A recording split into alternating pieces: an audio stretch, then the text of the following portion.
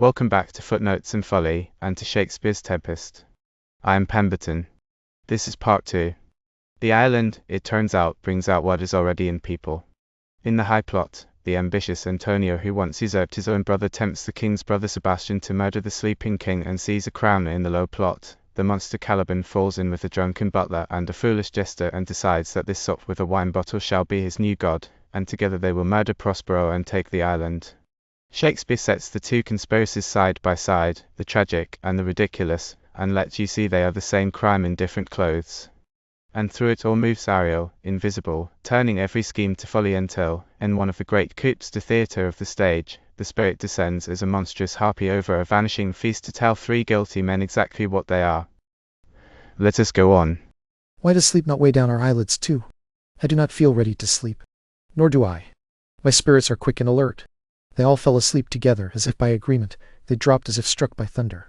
What might this mean, worthy Sebastian? Oh, what might it mean? No more. And yet I think I see in your face what you ought to be. The occasion calls to you, and my strong imagination sees a crown falling onto your head. What, are you awake? Do you not hear me speaking? I do, and surely it is sleepy language, and you speak out of your sleep. What was it you said? This is a strange rest, to be asleep with eyes wide open, standing, speaking, moving, and yet fast asleep. Noble Sebastian, you let your fortune sleep, or rather die. You close your eyes while you are awake. You snore very plainly. There is meaning in your snores. I am more serious than usual. You must be serious too if you will listen to me. If you do, you will be 3 times what you are. Well, I am standing water. I will teach you how to flow. Do so. As for ebbing, inherited laziness teaches me that. Oh, if you only knew how you encourage the plan while you mock it, how by stripping it bare, you actually clothe it more richly. Men who ebb away often run close to the bottom through their own fear or laziness. Please go on. The set of your eye and cheek announces that something is coming from you, something struggling hard to be born. Then this, sir, although this lord of feeble memory, who will be remembered as little when he is buried as he is now, has almost persuaded the king that his son is alive, for he is the spirit of persuasion and only lives to persuade, it is as impossible that Ferdinand is not drowned as it is that the man sleeping here is swimming. I have no hope that he escaped drowning. Oh, from that no hope, what great hope you have! No hope in that direction opens such high hope in another, that even ambition cannot look one blink beyond it, but fears it may discover too much. Will you agree with me that Ferdinand is drowned? He is gone. Then tell me, who is the next heir of Naples? Claribel. She who is queen of Tunis, she who lives 10 leagues beyond the reach of a man's lifetime, she who could receive no message from Naples unless the sun were a courier, for the man moon would be too slow, not until newborn chins grew rough enough for razors. She from whom we were all swallowed by the sea, though some were cast up again, and by that destiny, we are brought here to perform an act for which all that is past is prologue, and what comes next depends on you and me. What is this nonsense? What do you mean? It is true my brother's daughter is queen of Tunis, so she is heir of Naples. But there is some distance between those regions. A distance whose every inch seems to cry, how shall that Claribel measure her way back to Naples? Let her stay in Tunis, and let Sebastian wake. Suppose death had seized them as sleep now has, they would be no worse than they are. There are men who can rule Naples as well as the one who sleeps there, lords who can chatter as largely and unnecessarily as this Gonzalo. I myself could make a bird talk as deeply. Oh, if only you carried the mind I do! What a sleep this would be for your advancement. Do you understand me? I think I do. And how does your satisfaction look on your own good fortune? I remember that you supplanted your brother Prospero. True. And look how well my clothes sit on me now, much better than before. My brother's servants were once my equals, now they are my men. But what about your conscience? Yes, sir, where is that? If it were a chilblain, it would force me to wear a slipper, but I feel no such deity in my breast. Let 20 consciences stand between me and Milan. Though they were hardened like sugar, they would melt before they troubled me. Here lies your brother, no better than the earth he lies on, if he were what he now resembles, dead. I, with this obedient steel, only 3 inches of it, can lay him to bed forever, while you doing this, could put that old scrap, this Sir Prudence, into an everlasting sleep, so he would never reproach our course. As for all the rest, they will take suggestion as readily as a cat laps milk. They will fit any business to the hour if we say the hour calls for it. Your case, dear friend, shall be my example. As you got Milan, I will get Naples. Draw your sword. 1 stroke shall free you from the tribute you pay, and I, as king, shall love you. Draw together, and when I lift my hand, you do the same, and let it fall on Gonzalo. Oh, but 1 word. They speak apart. Music sounds. Ariel enters again, invisible. My master, through his art, foresees the danger that you, his friend, are in, and sends me out, for otherwise his project dies, to keep them living. Ariel sings in Gonzalo's ear. While you lie here snoring, Open-eyed conspiracy takes its moment. If you care to keep your life, shake off sleep and beware. Awake, awake! Then let us both be quick. Now, good angels, preserve the king. They wake. Why, what now? Ho, awake! Why are your swords drawn? Why do you look so ghastly? What is the matter? While we stood here guarding your rest, just now we heard a hollow burst of bellowing like bulls, or rather lions. Did it not wake you? It struck my ear most terribly. I heard nothing. Oh, it was a din to fright a monster's ear and make an earthquake. Surely it was the roar of a whole herd of lions. Did you hear this, Gonzalo? On my honor, sir, I heard a humming, and a strange one too, which woke me. I shook you, sir, and cried out. As my eyes opened, I saw their weapons drawn. There was a noise, truly. It is best we stand on guard, or else leave this place. Let us draw our weapons. Lead us away from this ground, and let us search further for my poor son. Heaven keep him from these beasts, for he is surely on the island. Lead away. Alonso exits with the others. Prospero, my lord, shall know what I have done. So, king, go safely on to seek your son. Ariel exits. Caliban enters carrying a load of wood. Thunder is heard. May all the infections the sun draws up from bogs, marshes, and muddy flats fall on Prosper and make him sick inch by inch. His spirits hear me, and still I have to curse him. They will not pinch me, frighten me with shapes like goblins, throw me into the mud, or lead me off my path in the dark like a wandering flame unless he commands them. But for every little thing they are sent against me, sometimes like apes that grin and chatter at me, then bite me, sometimes like hedgehogs that roll into my barefoot path and raise their spines when I step, sometimes I am wrapped round with snakes, whose split tongues hiss me into madness. Trinculo enters. Look now, look. Here comes one of his spirits to torment me for carrying wood too slowly. I will lie flat. Perhaps he will not notice me. There is not a bush or shrub here to shelter a man from any weather at all, and another storm is gathering. I hear it singing in the wind. That black cloud over there, that enormous one, looks like a filthy barrel ready to pour out its liquor. If it thunders as it did before, I do not know where to hide my head. That cloud is bound to fall in bucketfuls. What have we here? A man or a fish? Dead or alive? A fish. He smells like a fish, a very olden fish, like smell, something like stale dried cod. A strange fish. If I were in England now, as I once was, and had only a painted sign of this fish, every holiday fool there would pay a piece of silver to see it. There this monster would make a man's fortune. Any strange beast there makes a man rich. They will not give a coin to help a lame beggar, but they will spend 10 to look at a dead Indian. Legs like a man, and his fins like arms. Warmed by my faith. I release my opinion and hold it in no longer. This is no fish, but an islander who has lately been struck by lightning. Alas, the storm has come again. My best course is to creep under his cloak. There is no other shelter nearby. Misery makes a man acquainted with strange bedfellows. I will hide here until the last of the storm has passed. Thunder sounds. Trinculo creeps under Caliban's cloak. Stephano enters singing, with a bottle in his hand. I shall go no more to sea, here I shall die ashore. That is a very rotten tune to sing at a man's funeral. Well, here is my comfort. The master, the swabber, the boatswain, and I, the gunner and his mate, loved Moll, Meg, Marian, and Marjorie, but none of us cared for Kate. She had a sharp tongue, and would cry to a sailor, "Go hang!" She did not like the smell of tar or pitch, though a tailor might scratch her wherever she itched. Then to sea, boys, and let her go hang. That is a rotten tune too, but here is my comfort. Stephano drinks. Do not torment me. Oh, what is the matter? Have we devils here? Are you trying tricks on us with savages and men of Ind? Ha! I did not escape drowning only to be afraid now of your 4 legs. It has been said that as fine a man as ever went on 4 legs cannot make me give ground, and it shall be said again while Stephano breathes through his nostrils. The spirit torments me. Who? This is some monster of the island with 4 legs who has, as I take it, a fever. Where the devil could he have learned our language? I will give him some relief, if only for that. If I can revive him, keep him tame, and get him to Naples, he would be a gift fit for any emperor that ever wore leather shoes. Do not torment me, please. I will bring my wood home faster. He is in his fit now, and he does not talk very wisely. He shall taste from my bottle. If he has never drunk wine before, it will likely cure his fit. If I can revive him and keep him tame, no price will be too high for him. Whoever has him shall pay for him, and pay soundly. You do me little harm yet, but you will soon. I know it by your trembling. Now Prosper is working on you. Come on then. Open your mouth. Here's something that will give you language, cat. Open your mouth. This will shake the shaking out of you, I can tell you, and soundly too. You do not know who your friend is. Open your jaws again. Stephano gives Caliban a drink. I should know that voice. It should be, but he is drowned, and these are devils. Oh, defend me. 4 legs and 2 voices, a most delicate monster. His front voice speaks well of his friend, his rear voice utters foul speeches and slanders him. If all the wine in my bottle will cure him, I will help his fever. Come. Amen. I will pour some into your other mouth. Stephano. Is your other mouth call me? Mercy! Mercy! This is a devil, not a monster. I will leave him. I have no long spoon. Stephano. If you are Stephano, touch me and speak to me, for I am Trinculo. Do not be afraid. Your good friend Trinculo. If you are Trinculo, come out. I will pull you by the smaller legs. If any are Trinculo's legs, these are they. You are truly Trinculo. How did you come to be the backside of this moon calf? Can you vent Trinculos? I thought he had been killed by a thunderbolt. But are you not drowned, Stephano? I hope now you are not drowned. Has the storm blown over? I hid under the dead moon calf's cloak for fear of the storm. And are you alive, Stephano? Oh, Stephano, 2 Neapolitans escaped.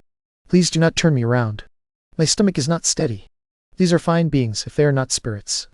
That is a noble god, and he carries heavenly liquor. I will kneel to him. How did you escape? How did you come here? Swear by this bottle how you came here. I escaped on a barrel of sack that the sailors threw overboard, by this bottle, which I made from the bark of a tree with my own hands since I was cast ashore. I will swear upon that bottle to be your true subject, for the liquor is not earthly. Here. Swear then how you escaped. Swam ashore, man, like a duck. I can swim like a duck, I swear. Here, kiss the book. Though you can swim like a duck, you are made like a goose. Oh, Stephano, do you have any more of this? The whole barrel, man. My cellar is in a rock by the seaside, where my wine is hidden. How now, moon, calf? How is your fever? Did you not drop from heaven? From the moon, I assure you. I was once the man in the moon. I have seen you in her, and I adore you. My mistress showed me you and your dog and your bush. Come, swear to that. Kiss the book. I will refill it soon with new contents. Swear. By this good light, this is a very shallow monster. Was I afraid of him? A very weak monster. The man in the moon. A most poor, gullible monster. Well drunk monster, truly well drunk.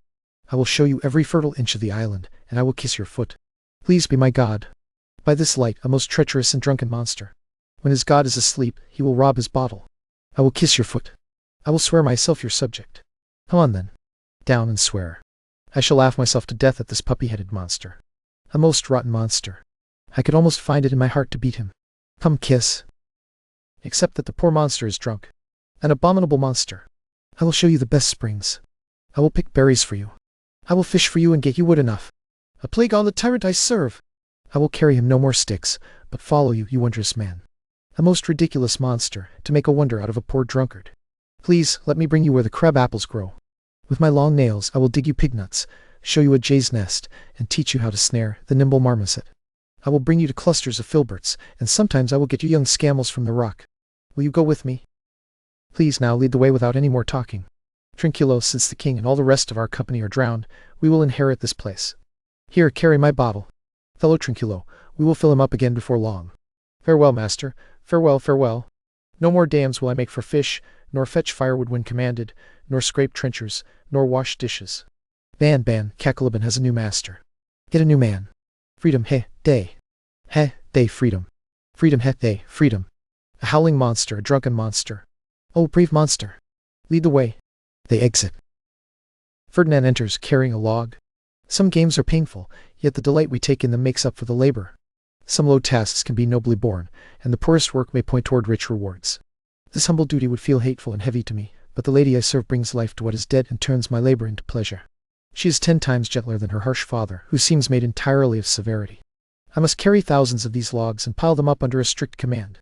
My sweet mistress weeps when she sees me work, and says no such mean task ever had so noble a worker. I forget my weariness. These sweet thoughts refresh my labor, and I am least busy with the work when I seem busiest doing it. Miranda enters, with Prospero behind her, unseen. Alas, please do not work so hard. I wish the lightning had burned up those logs you have been ordered to pile. Please set that down and rest. When this wood burns, it will weep for having tired you. My father is deep in study. Rest now. You are safe from him for 3 hours. Oh, dearest mistress, the sun will set before I have finished what I must strive to do. If you will sit down, I will carry your logs meanwhile. Please give me that one. I will take it to the pile. No, precious creature. I would rather tear my sinews and break my back than let you undergo such dishonor while I sit idly by. It would suit me as well as it suits you, and I would do it much more easily, because my will is eager for it, while yours is forced against it. Prospero speaks aside. Poor little one, you are infected. This visit proves it. You look tired. No, noble mistress. When you are near, even night is fresh morning to me. I beg you chiefly so I may name you in my prayers. What is your name? Miranda. Oh, my father. I have broken his command by saying it. Admired Miranda. Truly, you are the height of admiration, worth whatever is dearest in the world. I have looked on many ladies with my best attention, and many times the music of their voices has held my too eager ear in bondage. I have liked different women for different virtues, but never with my whole soul. Some fault in each one always quarreled with her noblest grace and spoiled it. But you, so perfect and without equal, seem created from the best of every creature. I do not know one woman besides myself. I remember no woman's face except my own in a mirror. Nor have I seen any men I may call men except you, good friend, and my dear father. I have no skill in judging what people look like elsewhere. But by my modesty, the jewel of my dowry, I would not wish for any companion in the world but you. My imagination cannot shape anyone except yourself whom I could like. But I am talking too freely, and in doing so I forget my father's teachings. By my rank, I am a Prince Miranda. I think I am a king, though I wish it were not so. I would no more endure this slavery of wood, carrying than I would let a fly lay eggs in my mouth. Hear my soul speak. The very instant I saw you, my heart flew into your service, and there it remains, making me its slave. For your sake I am this patient carrier of logs. Do you love me? O heaven, O earth, bear witness to this sound, and crown what I profess with a gracious outcome if I speak truly. If I speak falsely, turn every good thing hoped for me into harm. Beyond every limit of anything else in the world, I love, value, and honor you. I am foolish to weep over what makes me glad. Prospero speaks aside. A beautiful meeting of two most rare affections. Heavens rain grace on what is growing between them. Why do you weep? Because I feel unworthy. I dare not offer what I long to give, and still less dare I take what I would die to lack. But this is trifling. The more it tries to hide itself, the more plainly it shows. Away, shy cunning! Let plain and holy innocence prompt me. I am your wife if you will marry me. If not, I will die your maiden. You may refuse me as your companion, but I will be your servant whether you wish it or not. My mistress, dearest, and I will always be humble in that. My husband, then? Yes, with a heart as willing as bondage ever was for freedom. Here is my hand. And here is mine, with my heart in it. Now farewell until half an hour from now. 1,000 farewells. Ferdinand and Miranda leave separately. I cannot be as glad as they are, who are overwhelmed by this, yet nothing could make me rejoice more. I will go to my book, for before supper time I still must perform much business that concerns me. Prospero exits. Caliban enters with a bottle, followed by Stephano and Trinculo. Do not tell me otherwise. When the cask is empty, we will drink water, and not one drop before then. So keep your courage up and board them. Servant, monster, drink to me. Servant, monster! What foolishness this island breeds. They say there are only 5 people on this island. We are 3 of them. If the other 2 have brains like ours, the whole state is tottering. Drink, servant, monster, when I command you. Your eyes are almost set in your head. Where else should they be set? He would be a fine monster indeed if they were set in his tail. My man, monster has drowned his tongue in wine. As for me, the sea could not drown me. Before I reached the shore I swam 35 leagues back and forth by this light. You shall be my lieutenant, monster, or my standard-bearer. Your lieutenant, if you like. He is no standard-bearer. We will not run, monsieur monster. Nor walk either. You will lie there like dogs, and say nothing at all. Moon, calf, speak once in your life, if you are a good moon, calf. How is your honor? Let me lick your shoe. I will not serve him, he is not brave. You lie, most ignorant monster. I am fit enough to jostle a constable. Why, you drunken fish, was there ever a coward who drank as much wine as I have today? Will you tell such a monstrous lie, being half fish and half monster? See how he mocks me. Will you allow it, my lord? Lord, he says, that a monster should be such a born fool. See, he does it again. Bite him to death, I beg you. Trinculo, keep a civil tongue in your head. If you prove mutinous, the next tree will serve. The poor monster is my subject, and he shall suffer no insult. I thank my noble lord. Will it please you to listen once more to the request I made of you? Indeed I will. Kneel and repeat it. I will stand, and so shall Trinculo. Ariel enters, invisible. As I told you before, I am subject to a tyrant, a sorcerer, who by his cunning cheated me out of the island. You lie. You lie, you mocking ape. I wish my brave master would destroy you. I do not lie. Trinculo, if you interrupt him any more in his story, by this hand I will knock some of your teeth out. Why, I said nothing. Then hush, and no more. Go on. I say that by sorcery he got this island. He took it from me. If your greatness will avenge that on him, for I know you dare, while this thing here does not. That is most certain. Then you shall be lord of it, and I will serve you. How shall this be carried out? Can you bring me to the man? Yes, my lord. I will deliver him to you while he sleeps, where you may drive a nail into his head. You lie. You cannot. What a motley fool this is. You scurvy clown. I beg your greatness, give him blows and take his bottle from him. When that is gone, he will drink nothing but salt water, for I will not show him where the fresh springs are. Trinculo, do not run into further danger. Interrupt the monster one word more, and by this hand, I will put my mercy outdoors and make a dried fish of you. Why, what did I do? I did nothing. I will move farther off. Did you not say he lied? You lie. Do I? Take that. Stephano strikes Trinculo. If you like that, call me a liar another time. I did not call you a liar. Are you out of your wits and out of your hearing too? A plague on your bottle. This is what wine and drinking can do. A disease on your monster, and the devil take your fingers. Ha ha ha! Now go on with your tale. Please stand farther off. Beat him enough, and after a little while I will beat him too. Stand farther away. Come, continue. Why, as I told you, it is his custom to sleep in the afternoon. Then you may smash his brains, after first taking possession of his books, or batter his skull with a log, or stab him in the belly with a stake, or cut his throat with your knife. Remember, first seize his books. Without them, he is only a fool as I am, and has not one spirit to command. They all hate him as deeply as I do. Only burn his books. He has fine household goods, for that is what he calls them, with which he will decorate a house when he has one.